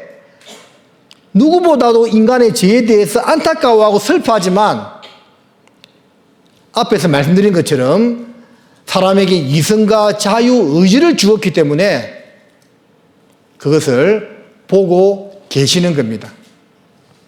자, 우리 시대도 마찬가지입니다. 로마서 1장 28절에 보면 또한 저희가 마음에 하나님 두기를 싫어하며 마음에 뭐라고요? 하나님 두기를 싫어하며 진리가 있다면 진리를 찾아야 되겠다 하는 그런 마음을 가져야 되는데 그 마음이 없는 겁니다. 그래서 하나님이 그 상실한 마음대로 내어버려 두신다고 했습니다. 여기 보시면 그 상실한 마음대로 내어버려 두사 합당치 못한 일을 하게 하셨으니 곧 모든 불의, 추악, 탐욕 등등등 죄를 짓는 겁니다. 하나님이 죄를 짓도록 유도하는 것이 아니고 사람 마음에 하나님 두기를 싫어하기 때문에 하나님 어디 있어요? 없어요. 죽으면 끝입니다. 내 마음대로 살래요. 그렇게 자꾸 고집하니까 그래 알았다. 네가 할 길 가라고 하나님이 내버려 두는 겁니다. 그런데 그 가운데서도 진리를 찾고자 하는 사람은 불러서 하나님이 구원해 주시는 겁니다. 여기 이런 일이 있더라고요. 한번 영상을 잠깐 보겠습니다.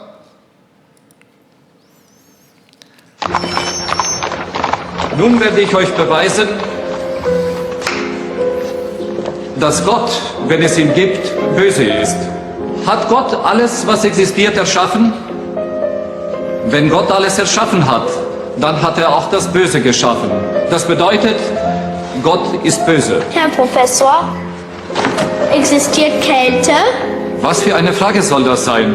Natürlich existiert die Kälte. War euch noch nie kalt?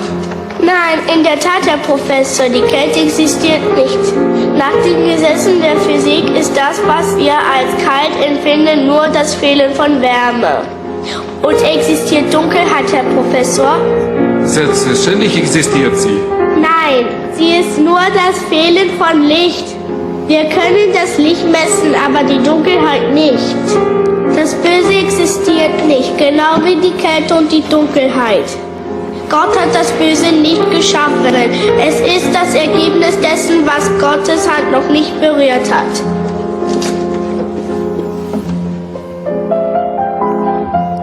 똑똑하죠? 하나님이 악을 창조한 것이 아닙니다. 사람의 마음 가운데 하나님 두기를 싫어하니까 하나님의 사랑을 받아들이지 않으니까 그 상태가 악의 상태가 되는 겁니다. 인간 스스로 그 상태로 나아간다는 겁니다. 노아 시대 때 그랬고 우리 시대도 그렇다고 성경은 말씀하고 있습니다. 노아에게 이야기했습니다. 너는 잣나무로 너를 위하여 방주를 짓되 그 안에 간들을 막고 역청으로 그 안팎에 칠하라. 그 방주의 제도는 이러하니 장이 300규빗, 강이 50규빗, 고가 30규빗이며 거기 창을 내되 위에서부터 한 규빗에 내고 그 문은 옆으로 내고 상중하 3층으로 할지니라. 노아에게 이런 배를 만들라고 지시하셨습니다.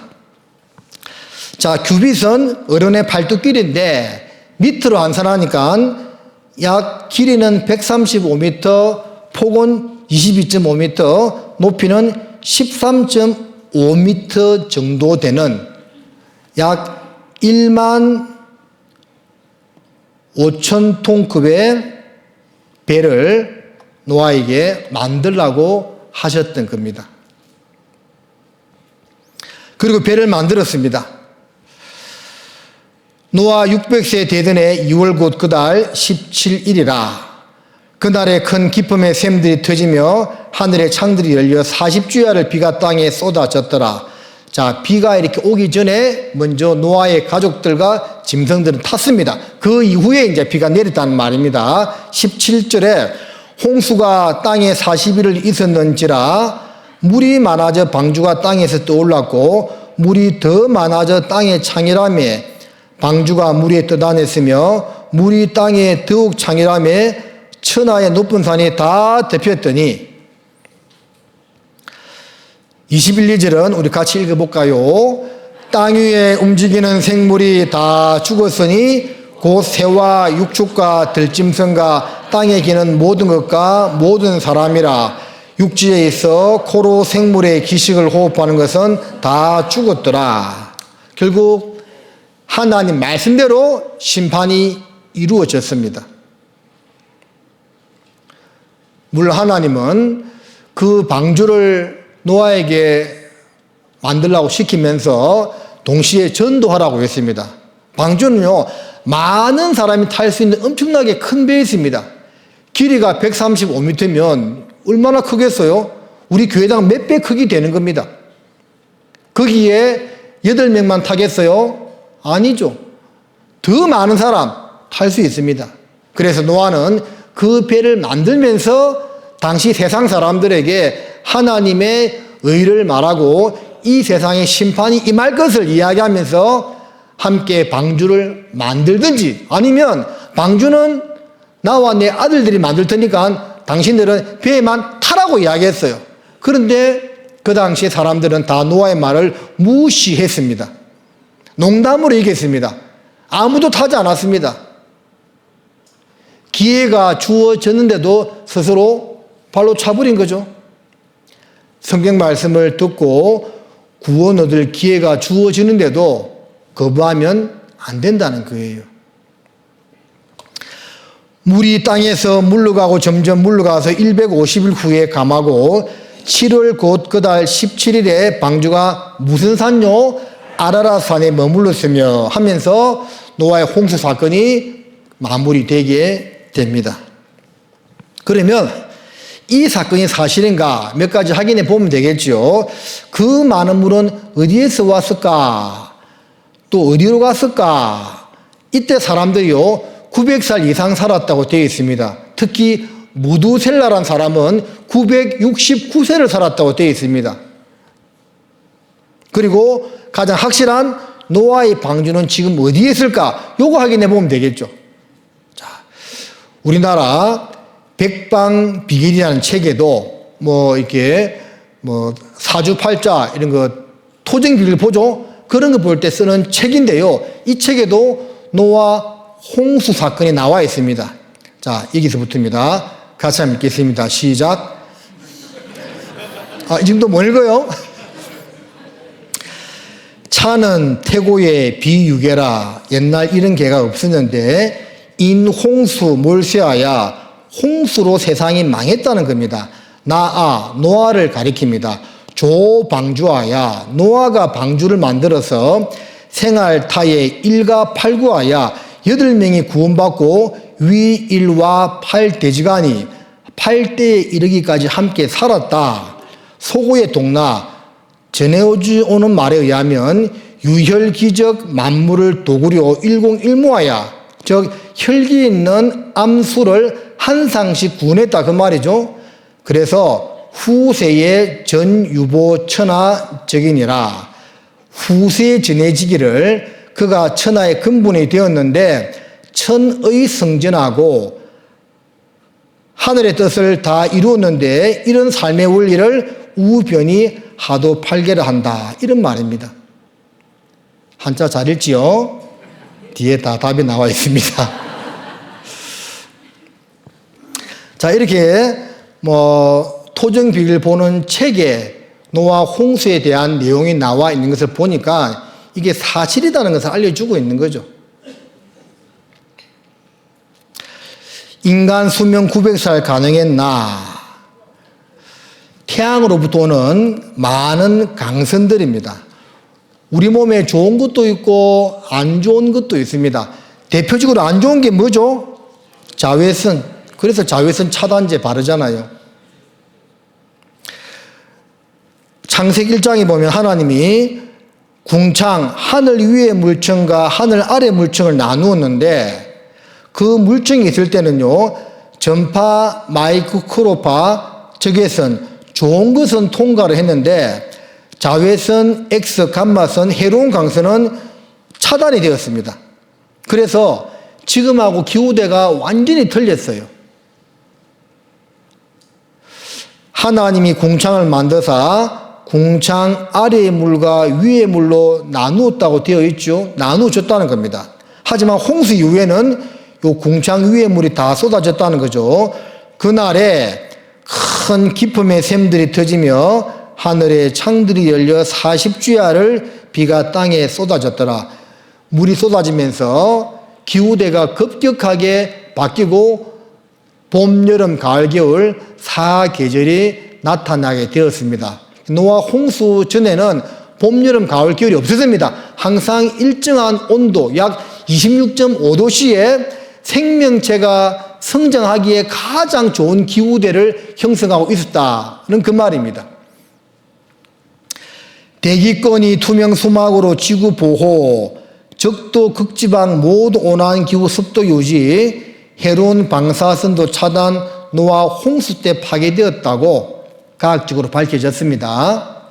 그래서 이 어르신 보니까 20년간 트럭 운전을 했는데 이쪽 얼굴만 태양빛을 받고 이쪽은 반대니까 거의 안 받았겠죠? 근데 여기가 20년 더 노화했습니다.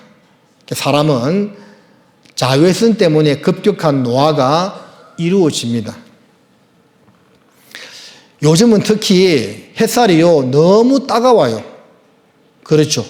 그래서 그 엑스맨이라는 영화의 주인공으로 나왔던 휴 잭맨이라는 사람이요 어느 인터뷰에서 그런 말 하더라고요. 이 피부암에 걸렸어.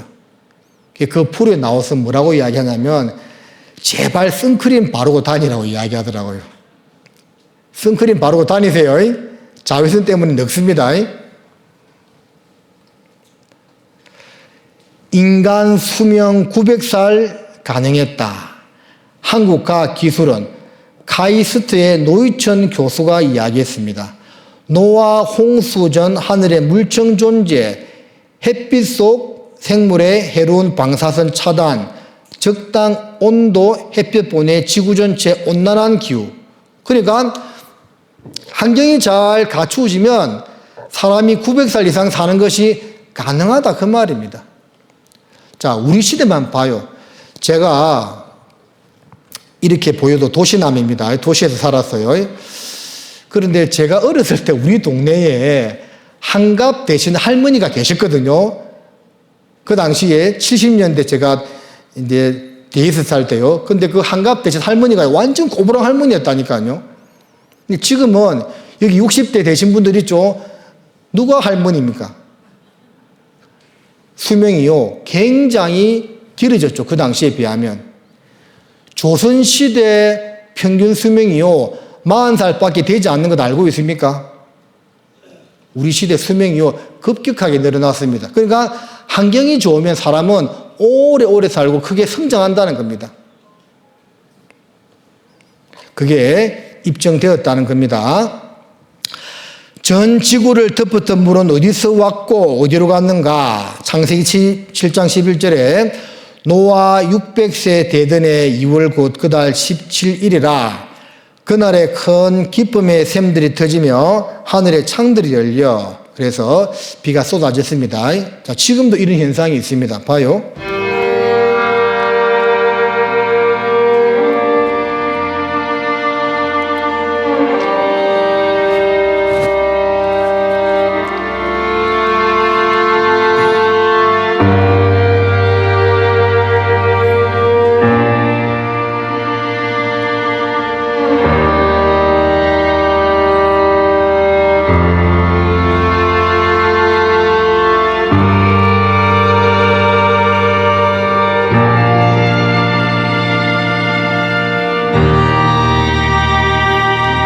이런 것을 물폭탄이라고 하죠.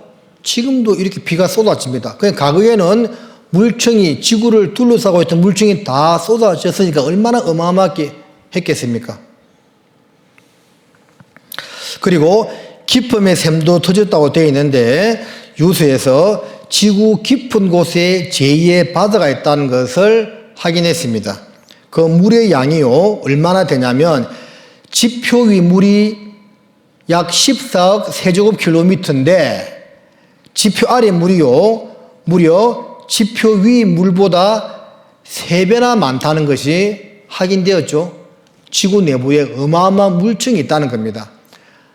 하늘에 창들이 열리고 기쁨의 샘들이 터지니까 그게 40일 밤낮 지속이 되었으니까 얼마나 비가 많이 쏟아지겠습니까? 어마어마했겠죠. 높은 산을 다 덮었던 물은 그럼 어디로 갔는가? 시편 33편 7절 같이 읽겠습니다. 저가 바닷물을 모아 무더기같이 쌓으시며 깊은 물을 곳간에 두시도다. 하나님이요 그 바닷물을 무더기같이 쌓았다. 오늘날 북극과 남극의 빙산으로 만들었다는 얼렸다는 그런 말씀입니다. 3000년 전에 기록된 시편에 뭐 빙산, 빙하 이런 표현 쓸 수가 없잖아요. 그래서 물을 무더기같이 쌓았다고 말씀하고 있고 깊은 곳간을 만들어서 물을 가두었다고 기록하고 있습니다. 그래서 또 남방 밀실에서는 강풍이 이르고 북방에서는 찬 기온이 이르며 하나님의 부시는 기온에 얼음이 얼고 물의 넓이가 줄어지느니라고 했습니다. 빙산입니다. 이것은 북극의 빙산이죠. 제가 바닷물을 모아 무더기같이 쌓으시며 남극 빙산, 북극 남극 빙산으로 나누었다는 겁니다. 남극이 더 춥죠. 남극 빙산은 평평합니다. 그런 차이점이 있습니다. 자, 빙하의 얼음 두께가요 평균 2,500m고 최고는 4,000m에 이른다고 해요. 그래서 빙산의 일각이라고 부르죠. 남극, 북극의 빙산이 다 녹아버리면 지구는 다시 물에 잠깁니다. 알고 있죠? 그리고 세계에서 가장 깊은 마리아나 해구가요 11,035m인데 에베레스트 산보다 더 깊습니다. 해구를 만들어서 물을 가두었습니다.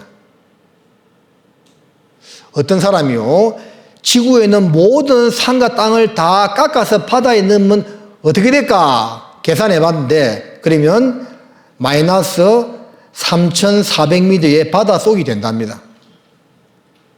물이 어디로 사라졌는지 알 수 있는 거죠. 옷으로 덮음같이 땅을 바다로 덮으심에 물이 산들 위에 섰더니 주의 경책을 인하여 도망하며 주의 우레 소리를 인하여 빨리 가서 8절만 같이 읽습니다. 주의 정하신 처소에 이르렀고 산은 오르고 골짜기는 내려갔나이다. 단순히 비만 내렸던 것이 아니고 큰 지각 변동이 있었다는 것을 우리에게 알려주고 있는 거예요. 자, 보세요. 히말라야 산맥 큰 지각 변동 움직임에 의해서 이렇게 형성되었다고 알려지고 있죠. 히말라야 산맥의 위치 요것만 좀 확대해서 보면 세계에서 제일 높은 산들로 연결되어 있는 히말라야 산맥 여기에서도 지층의 샌드위치를 볼 수 있다. 그리고 불가사 이야기도 해면보다 8,000m나 높은 이 지층에서 해저에서 밖에는 살지 않았던 조개의 화석이 발견된 것이다. 그래서 산은 오르고 골짜기는 내려가는 큰 지각이 있으면서 이런 높은 산들이 생겨나는데 그러다 보니까 바닷속이 융기했겠죠. 높은 산 위에서 바닷속 생명체들의 화석이 발견되고 있는 겁니다.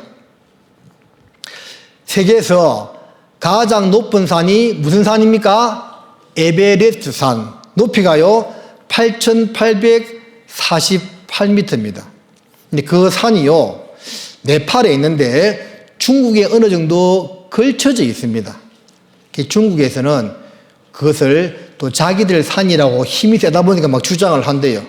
근데 그 산을 올라갈 때 모든 등반가들이요 네팔을 통해서 올라가지 중국에서 올라가지 않거든요. 궁금해서 물어봤습니다. 가서 왜 그러냐니까 그 지각 변동이 일어나면서 네팔에서는 바로 평지에서 산이 올라간 겁니다. 이렇게. 근데 중국에서는 이렇게요. 이렇게. 이게 무슨 말이냐면 에베레스트 산을 가려면 1000m 산 넘고 20m 넘고 30m 넘고 다 넘어서 가야 되는 겁니다. 갈 수 있겠어요? 못 가는 겁니다. 네팔에서 바로 올라가는 거예요. 산은 오르고 골짜기는 내려갔나이다. 이때 이 지각이 다 형성된 겁니다. 영국 등반대가 밝힌 에베레스트 산 정상 부분의 진실. 그 산 위에서 바닷속 생물인 암모나이트 조개화석이 발견되었죠. 안데스 산맥에 남아있는 조개화석은 산들이 융기했음을 의미한다. 남미 안데스 산맥 높은 곳에서도요 조개화석들이 엄청나게 발견되고 있는 겁니다. 자, 네팔에 갔던 그 산, 이 산에서도 그런 조개화석들이 많이 있대요. 제가 가평 진영상 찍었습니다. 안데스 산맥 정상에서 대형 굴화석들이 발견되었다. 바닷속 굴화석이요 3,000m 이상 산 위에서 발견되었다는 것은 물에 다 잠겼다는 것을 설명하는 것이고 바닷속이 융기했다는 것을 알려주고 있는 거죠. 화석 어떻게 만들어졌나? 갑작스런 대격변으로 매몰된 탓이다.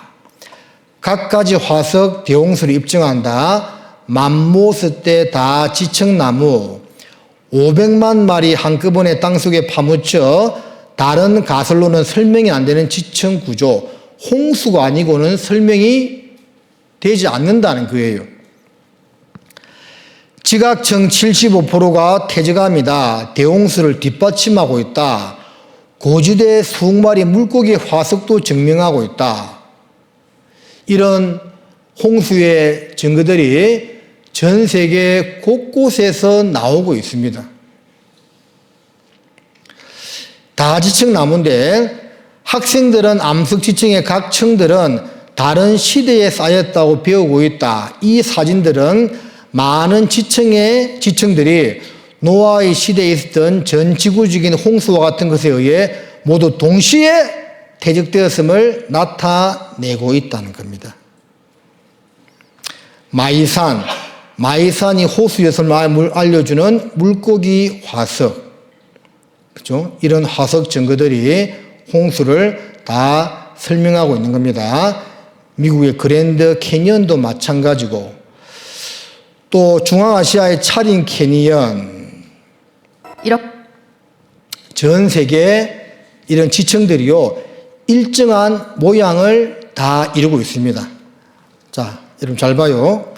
이 지층들이요, 반듯하죠. 층들이.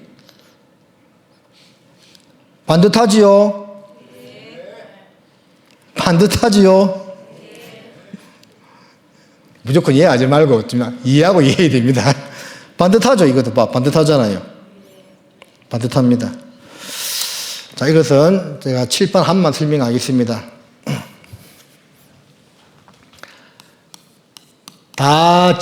다지층나무가 있습니다. 그러면 이게 나무예요, 나무. 나무인데, 이 나무 하나 나무인데요, 지층을 여러 개를 통과한다, 그 말입니다. 여기가 지층 1, 지층 2, 지층 3, 4가 되겠죠? 이 나무가 하나의 나무인데 여러 개의 지층을 동시에 통과하고 있다는 말입니다. 그러면 지질학자들은 요 지층 하나가 생기는데 아무리 짧아도 수백 년, 길게는 수천 년, 수만 년 이야기하는 사람도 있습니다. 그런데 요 나무가 하나인데 지층 1이 생겼어요. 그럼 그 위에 있는 지층 2가 생기려면 짧아도 수백 년의 시간이 지나야 되는데 이 나무가 썩지 않고 그대로 버틸 수가 있습니까? 무슨 말인지 이해가 안 되나요? 버틸 수가 없죠. 썩어버리겠죠. 그죠? 그런데 나무는 하나인데 동시에 여러 개의 지층을 통과하고 있다는 것은 이런 지층들이요, 오랜 시간에 걸쳐서 형성된 것이 아니고 짧은 시간에 지층이 탁탁탁탁 쌓였다는 것을 설명하고 있는 겁니다. 홍수 때 저탕류, 흙더미가 쓸려오면서요, 묻히고 하면서 이런 지층들이 빠른 시간에 형성되었다는 것을 알려주고 있는 거죠. 또 금방 그 지층 설명할 때 다 반듯했다고 되어 있죠. 반듯합니다. 반듯해요 지금? 예, 좀 반듯하지 않은 것 같은데 어쨌든 제 마음은 그렇지 않은데 이게 좀 삐뚤하네요. 자, 이것도 마찬가지입니다. 지층 1, 지층 2, 3, 4로 나갑니다. 그러면 요 지층이 생기고 그 다음 지층 2가 생기는데 요 기간을 짧게는 수백 년, 길게는 수천 년, 수만 년 이야기한다고 했죠. 그러면 요 지층 1이 생겼습니다. 그러면 요 지층 2가 생기는데 최소한 수백 년이 걸린다고만 생각해 보더라도 이 단면이요, 각기 다른 지층의 단면이 반듯할 수가 있을까요, 없을까요? 왜요? 풍화, 바람이 불거나 비에 의한 침식 때문에 요 지층들이요, 울퉁불퉁해야 돼, 단면이. 그렇죠? 이렇게 다, 이 단면들이요, 울퉁불퉁해야 되는데 다 반듯해. 결국 무엇을 말합니까? 이 각각의 지층들이 생기는 시간이 오랜 시간이 아니라 지층 1 생기고 2 생기고 3 생기고 짧은 시간에 만들어졌다는 것을 설명하고 있는 거죠. 이것은 노아의 홍수 아니고는 이야기할 수 있는 방법이 없다는 겁니다. 자, 다시 보십니다. 사진 봐요. 지층 단면이 반듯하잖아요. 홍수에 의해서 짧은 시간에 생겼다는 것을 설명하고 있는 겁니다. 높은 산들에 있는 호수가 바닷물이다. 여기 4,000m, 5,000m 산 사이에 안디나 분지에 있는 아타카마 소금호수. 이게 민물이 아니라 바닷물 소금호수라니까요. 온 세계를 덮었던 것은 바닷물이겠죠? 비 그치고 나면 움푹 패인 곳에 물이 고여 있듯이 바닷물로 온 세상을 덮었는데 하나님이 바닷물을 물러가게 해서 물을 쌓았다고 했잖아요. 그러니까 빠지지 못한 물들이 요런 데 고여가지고 소금호수를 형성하고 있는 겁니다. 전 세계 곳곳에 소금호수들이 있습니다. 홍수가 아니고는 설명할 수가 없는 거죠. 가장 중요한 배의 발견, 터키에 아라라트 산이 있습니다. 실제로 노아의 방주 묻힌 곳 터키 아라라트 산, 강강백 분빈다. 마르코 폴로도 갔다 왔다고 증거하고 있고 역사가 요세푸스, 베임스 브라우스, 러시아 조종사 로스코비카, 그리고 조지 제퍼슨 그린, 이런 많은 사람들이요 방주를 직접 받고 다녀왔다고 증거하고 있습니다. 현장을 탐사한 군인들의 실제로 찍은 방주의 사진입니다. 19세기 말에 러시아 군인들이 찍은 사진입니다. 실제 사진이에요. 그리고 영국의 나바르라는 사람은 이 산에 아들과 함께 올라가서 방주 조각을 잘라왔습니다. 몇 개 등분으로 나누어서 임업연구소에 보내서 확인시켰더니 약 5,000년 전에 잣나무라는 통보를 동시에 똑같이 받았습니다. 노아의 방주가 틀림이 없는 거죠. 자, 실제 사진입니다. 노아의 방주 아라라트 산정 얼음 속에 있다. 자, 이 산입니다. 산이 두 개 있는데 큰 산에서 발견이 되었어요. 많은 사람들이 다녀왔습니다.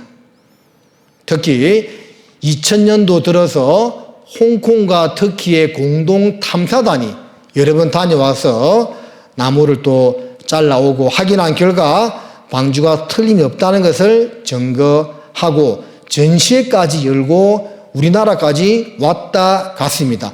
노아 방주 탐사팀 방한 기자회견.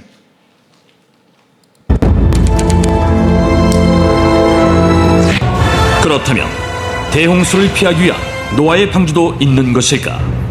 있다면 어디에 있는 것일까? 노아의 방주가 있었다면 어디에 있었는지 추정할 수 있는 그 한 가지 단서는 바로 성경 속에 있다. 성경의 창세기 8장 4절에는 그리하여 일곱째 달 11의 날에 방주가 아라랏산 위에 내려앉았다라고 되어 있는데, 즉 노아의 방주가 아라랏산에 있다고 그 장소를 말하고 있는 것이다. 그런데 성경 속에 등장하는 아라랏산과 같은 지명의 산이 현재도 남아있다. 그곳은 바로 터키의 아라랏산이다.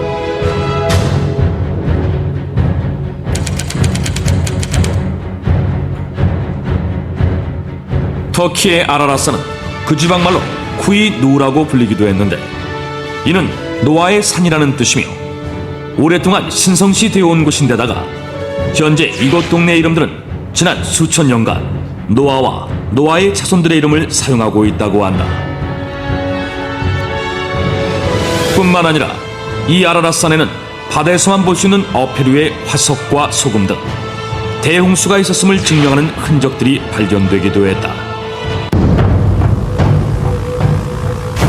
1916년 여름, 러시아 제3코커서스 항공 군대인데 로스코비카 중위는 새 비행기를 시험하느라 터키의 동부 지역과 아르메니아 지역 사이에 있는 아라랏산 근처를 비행하고 있었다. 그런데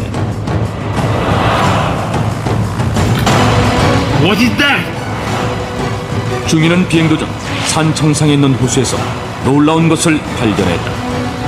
그것은 바로 거대한 배였다. 로스코비카 중위의 보고를 받은 러시아의 황제 니콜라이 2세는 탐험대를 보내 직접 확인하게 했는데, 탐험대 역시 로스코비카 중위가 배를 발견했던 장소에서 빙하 속에 묻힌 거대한 배를 발견한다. 그 배는 120m가 넘는 길이었고, 배 안에는 높이 5m 정도의 칸막이가 몇백 개나 있었다. 어떤 방은 아주 크고 천장이 높았으며, 어떤 방은 바구니가 겹겹이 줄지어 있기도 했다. 탐험대원들은 흥분하지 않을 수 없었다. 이 배가 바로 노아의 방주라고 생각했기 때문이다. 그런데 놀라운 일이 벌어진다. 1955년 노아의 방주를 찾아 아라라산을 찾아온 프랑스의 폭파 전문가인 페르낭 나바라와 그의 아들 라파엘이 산 정상의 빙하 속에서 방주의 파편으로 여겨지는 나무 조각을 발견한 것이다. 그들의 발견 과정은 고스란히 실제 영상으로 남겨져 공개됐는데, 이렇게 되자 그들이 발견한 것이 실제 노아의 방주 파편인지에 대한 여부에 관심이 모아졌다. 그리고 얼마 후 발견된 나무 조각의 생성년들을 분석했는데, 놀랍게도 약 5,000년 전의 것으로 밝혀졌다. 이것은 노아의 방주가 만들어졌을 것으로 추정되는 시기와 일치하는 것이었다. 그 후 터키의 아라라산은 세계적인 주목을 받는다. 수많은 탐사대원들이 아라라산을 찾게 되었으며, 2009년 10월 홍콩에 위치한 기독교 영화 제작사인 터키의 과학자들로 구성된 탐사대가 터키의 아라라산 탐사를 시작하게 된다. Guys, look over there. 그들이 아라라산 해발 4,000m 지점에서 발견한 것은 거대한 목재 구조물이었는데, 눈과 화산재 아래에 묻혀 있었던 이 목재 구조물을 이란에서 탄소연대 측정을 한 결과 기원전 2,800년의 것으로 확인됐다. 탐사팀은 이 측정 결과를 근거로 이 목재 구조물이 노아의 방주로 추정된다고 공식 발표하기에 이른다. 자, 창세기 7장 찾아보겠습니다. 창세기 7장입니다. 자, 중요한 내용 이제 한 가지만 좀 배우고 조금 더 하고 마무리하겠습니다. 창세기 7장 16절 같이 읽겠습니다. 들어간 것들은 모든 것의 암소라. 하나님이 그에게 명하신 대로 들어가매 여호와께서 그를 닫아 넣으시니라. 자, 여러분, 방주는 누가 만들었지요? 노아가 만들었습니다. 방주를 다 만들고 가족들과 짐승들 한 상씩은 다 탔습니다. 방주의 문이 이제 닫혔습니다. 이 말씀 읽어보니까 그 방주의 문은 누가 닫았다고 되어 있습니까? 하나님 여호와께서 닫았습니다. 즉, 이 방주의 문은 구원의 문이라고 우리에게 설명해 주고 있는데, 그 구원의 문을 열고 닫으시는 분은 하나님이다, 그 말입니다. 요한계시록 3장에 보면 하나님이 빌라델비아 교회 앞에 열린 문을 두었는데, 내가 닫으면 열 사람이 없고 내가 열면 닫을 사람이 없다고 말씀하고 있습니다. 즉, 구원의 문을 열고 닫으시는 분은 하나님이라는 겁니다. 방주의 문을 하나님이 닫았어요. 드디어 비가 왔습니다. 그때 노아의 말을 들었던 많은 사람들, 노아의 말을 무시했던 사람들은 진짜 비가 오니까 깜짝 놀랐겠죠. 방주로 뛰어갔습니다. 방주의 문을 두드렸습니다. 노아 영감, 노아 아저씨, 나 누구요? 제발 문 좀 열어주시오! 하고 외쳤을 겁니다. 그런데 한 번 닫힌 방주의 문은 열리지 않았습니다. 아마 노아가 열 수 있었다면 배는 많은 사람들이 타도 될 만큼 컸기 때문에 열어서 태웠을 겁니다. 그런데 그 방주의 문을 하나님이 닫았기 때문에 노아는 열 수가 없었습니다. 구원의 문을 열고 닫으시는 분은 하나님이라는 것을 우리에게 알려주고 있는 겁니다. 이제 우리 시대는 그 방주의 문, 구원의 문이 닫힐 날이 얼마 남지 않았습니다. 닫히기 전에 꼭 구원을 받아야 됩니다. 지구가 우발적인 홍수로 인해 허물어지고 심판을 받았다는 환경적 증거는 세계 어디서나 나타나고 있습니다.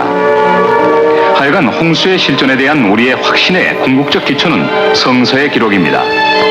마지막 때 사람들은 세계가 하나님의 말씀으로 초자연적으로 창조된 것을 부인할 것이라 하였습니다.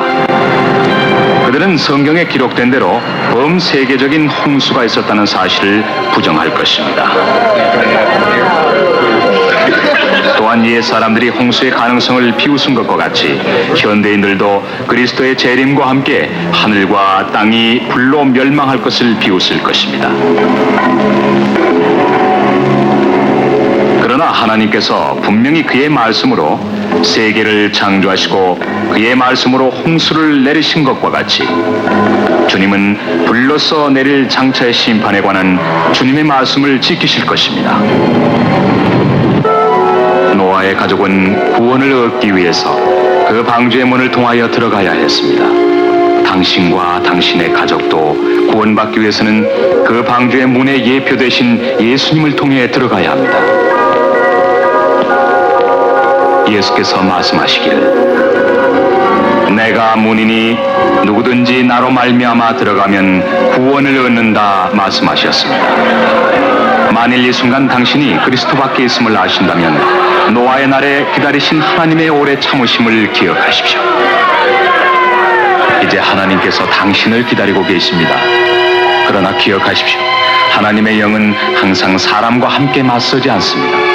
하나님께서 방주의 문을 닫으신 것과 같이 또 기회도 가버렸습니다. 나는 당신이 이렇게 되지 않으시기를 바랍니다.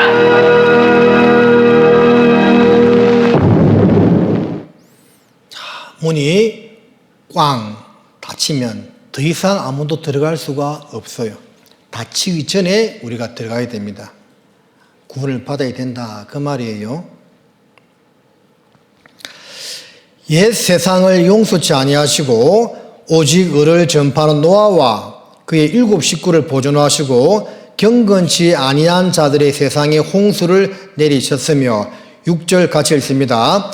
소돔과 고모라 성을 멸망하기로 정하여 죄가 되게 하사 후세에 경건치 아니할 자들에게 본을 삼으셨으며 과거에는 물심판, 이제 마지막 시대는 불심판인데 그 샘플로 하나님이 소돔과 고모라 성을 창세기 19장에 유황불로 멸망시킨 사건이 기록이 되어 있습니다.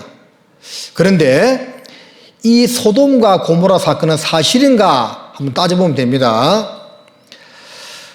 그들에 대하여 부르짖음이 여호와 앞에 크므로 여호와께서 우리로 이곳을 멸하러 보내셨나니 우리가 멸하리라면서 과거에 소돔과 고모라가 죄악으로 인해서 유황불못으로 멸망을 받았습니다. 지금 어디냐? 이곳이 이스라엘의 사해 바다 근처입니다. 소돔과 고모라에 대한 역사적 증거가 전혀 없다고 불신자들은 비판했습니다. 성경에 나와 있는데 다른 데 없다 그 말입니다. 그런데 에볼라 서판이요 발견이 되었는데 이 에볼라 서판에 소돔과 고모라를 포함한 가나안 5개 동맹에 대한 기록이 그대로 남아있다는 것이 이 서판이 20세기에 들어와서 발견이 되었는데 고고학적 검증을 통해서 소돔과 고모라가 실제 있었던 도시였다는 것이 확인이 되었습니다. 소돔과 고모라 성 찾았다. 소돔과 고모라 정말 있었다. 소돔과 고모라 사이의 인근에 실제했다. 바로 이 지역입니다. 소돔과 고모라 사해 부근에 실존했다. 그래서 그 유적터가 발견이 되었고 고고학자들이 가가지고 여기서 유황불이 내렸다고 했는데 유황 샘플을 채취했습니다. 이게 유황입니다. 유황. 샘플을 채취했는데 그 유황을 채취해서 순도를 확인해 보니까 98.4%의 순도입니다. 보통 나오는 유황의 순도는 고작 50%밖에 되지 않는데 이 소돔과 고모라에 나온 유황의 순도가 98.4%라는 것은 실제 자연에서는 구할 수 없는 유황이라는 거죠. 하늘에서 쏟아진 것이 틀림이 없다는 겁니다. 이렇게 과거의 하나님이 물로서 세상을 심판한 흔적, 노아의 방주, 불로서 세상을 심판한 흔적, 소돔과 고모라의 증거가 다 밝혀졌습니다. 성경은 사실이라는 겁니다. 그런데 하나님의 마음은 무엇이냐? 죄로 인하여 우리가 심판받고 지옥에 가는 것을 원하는 것이 아니고 이 사실을 알고 하나님을 발견하고 예수님을 통해서 구원받기를 원하시는 것이 하나님의 마음이라는 겁니다. 여러분, 이 그림을 한번 잘 보세요. 이 사람이요, 지금 밧줄에 매달려서 있습니다. 떨어지면 이묵이 뱀에게 잡혀 죽는 겁니다. 흰지와 검은지가 이 밧줄을 갉아먹고 있지요. 낮과 밤을 가리킵니다. 언젠가 생명이 끝나면 이묵에게 잡힌다. 즉 지옥에 떨어진다는 거예요. 그런데 이 상황에서도 이 사람은 지금 뭘 생각하고 있습니까? 돈, 출세, 쾌락. 지금 죽어도 지옥 갈 사람이요. 이 세상에서 잘 먹고 잘 사는 거 요거 생각하고 있습니다. 이 가운데 어떤 분들은 오늘 밤에라도 하나님이 그 영혼을 취하여 가시면 영원한 멸망으로 가야 되는데 앞으로 어찌하면 잘 먹고 잘 살까 그것만 생각하고 계시면 안 되겠지요. 이 세상에서 우리가 잘 먹고 잘 사는 것도 중요하지만 더 중요한 것은 무엇이냐면 하나님의 형상대로 지음받은 내 영혼이, 이 육체 안에 있는 영혼이요, 구원받는 것, 천국에 갈 수 있는 준비를 하는 것, 그게 더 중요한 거다는 겁니다. 하나님의 마음입니다. 같이 읽고 마무리하겠습니다. 시작. 하나님은 모든 사람이 구원을 받으며 진리를 아는 데 이르기를 원하시느니라. 하나님의 마음입니다. 그래서 어제 오늘 말씀을 들었던 분들 또 내일도 빠짐없이 나와서 말씀을 잘 들어주시기를 꼭 부탁드리겠습니다. 자, 내일 안 나오실 분 손 들어봐요. 네, 그러면 다 나오실 줄로 알고 내일 뵙겠습니다. 기도하시겠습니다. 하나님, 오늘도 말씀 가운데 함께 해주셔서 감사드립니다. 고개 숙인 영혼들 한 분도 빠짐없이 내일도 말씀을 듣도록 도와주시고 천국의 소망을 가질 수 있도록 자비를 베풀어 주십시오. 예수님의 이름으로 기도드립니다. 아멘. 예, 수고하셨고요. 조심해서 돌아가세요.